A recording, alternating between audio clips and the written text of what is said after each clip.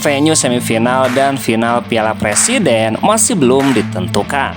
Sementara sejauh ini, Persib Bandung, Arema FC, dan Persebaya Surabaya dipastikan melaju ke babak semifinal. Kepastian itu diraih setelah Persib mengalahkan Tampines Rovers dan Arema FC melibas DPMM FC. Pelatih Persib Igor Tolich berharap pertandingan semifinal bisa dilaksanakan di Bandung seperti saat ini. Menurutnya statusnya sebagai juara grup A menguntungkan timnya dari segi venue pertandingan.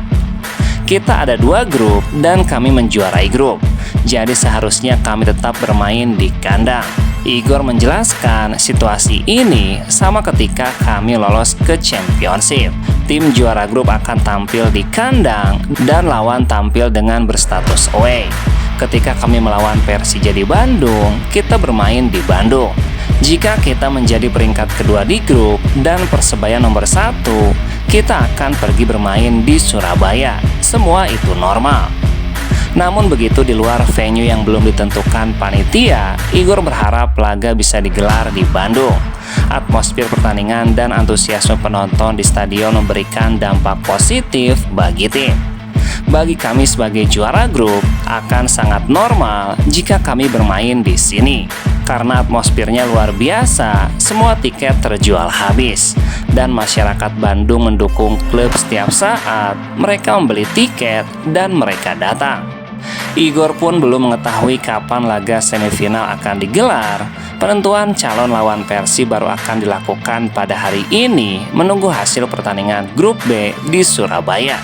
Mereka mengubah tanggalnya, jadi jika bertanya kepada saya siapa lawan di semifinal, saya tidak tahu. Tidak tahu kapan pertandingannya, saya tidak tahu. Di mana pertandingannya, saya juga tidak tahu tuntasnya.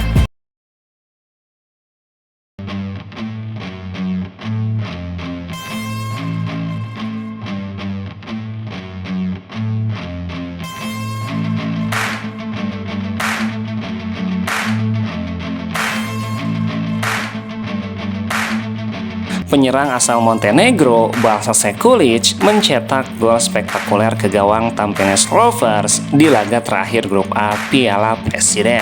Hasil Persib menghadapi Tampines Rovers berkesudahan dengan skor 1-0 untuk kemenangan Persib di Stadion Sijalak Harupat. Balša Sekulić menjadi pahlawan kemenangan Persib dengan tendangan jarak jauhnya yang memecah kebuntuan di menit ke-82. Bermula dari operan akurat Deddy Kusnandar, Balša Sekulić menaruh bola ke ruang kosong, berbalik badan, dan melakukan tendangan roket dari luar kotak penalti. Penjaga gawang Tampines Rovers M. Zarvan kaget dengan aksi tersebut dan gagal menjangkau bola dengan tangannya. Pelatih Persib Igor Tolich bahkan tidak menyangka sepakan top skor Liga Montenegro tersebut melesat tajam ke gawang. Iya, saya harap dia bisa melakukannya di setiap pertandingan. Tembakan yang bagus, perputaran badan yang bagus, ungkap Igor Tolich. Dia ingin menembak beberapa kali lagi dan juga Luka Menalo hampir mencetak gol.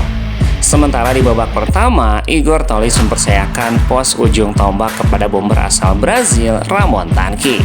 Sang pemain punya beberapa peluang emas, namun entah mengapa usahanya kerap melebar atau digagalkan oleh penjaga gawang. Namun Igor tetap mengapresiasi Ramon Tanki yang telah memberikan segalanya. Menurutnya hanya keberuntungan yang belum berpihak kepada sang pemain. Iya, terutama juga di babak pertama Ramon bolanya juga memantul. Kiper melakukan 2 kali penyelamatan luar biasa, jadi kami memiliki peluang dari Ramon. Di babak pertama pertandingan bisa saja berjalan santai, andai tahu bisa unggul 1-0 atau 2 gol, atau pertandingan menjadi lebih mudah. Namun seiring berjalannya pertandingan, energi menurun, kami melakukan beberapa pergantian. Beberapa pemain baru pertama kali bermain, selamat untuk para debutan. Juga Ataya tadi main, jadi semua pemain tampil di lapangan dalam 3 pertandingan ini. Saya senang dengan hal ini, mereka menunjukkan yang terbaik. Jadi kami memiliki beberapa bahan evaluasi untuk dikerjakan tuntasnya.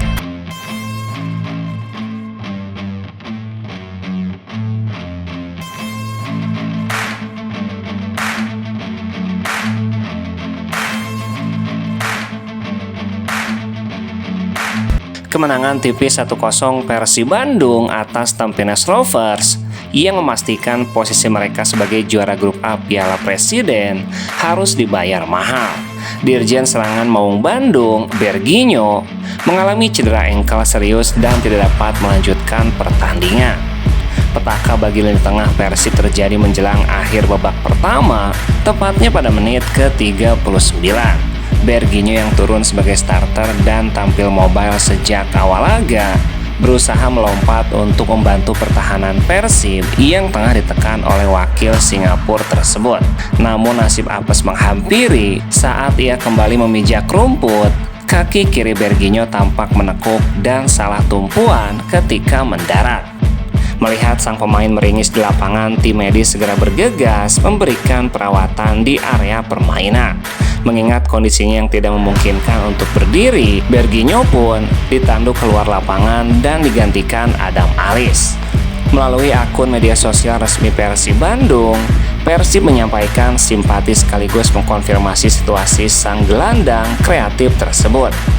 Berginho harus ditarik keluar lebih cepat di menit ke-39. Semoga tidak ada cedera yang serius, tulis Persib di akun Instagramnya. Sementara menurut keterangan pelatih Igor Tolić, Igor mengatakan bahwa Berginho akan menjalani pemeriksaan lanjutan untuk mengetahui cedera apa yang dialaminya.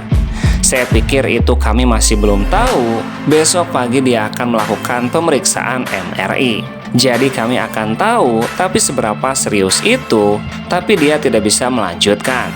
Kami harap itu bukan cedera yang serius, ungkap Igor Tolić. Kehilangan Berginho pun menjadi pukulan telak bagi skema taktik Igor Tolić. Pasalnya ex-gelandang Borneo FC tersebut merupakan motor serangan utama Persib. Sebelumnya Persib juga telah kehilangan bek muda Dion Mark yang lebih dulu masuk ruang perawatan akibat cedera tuntasnya.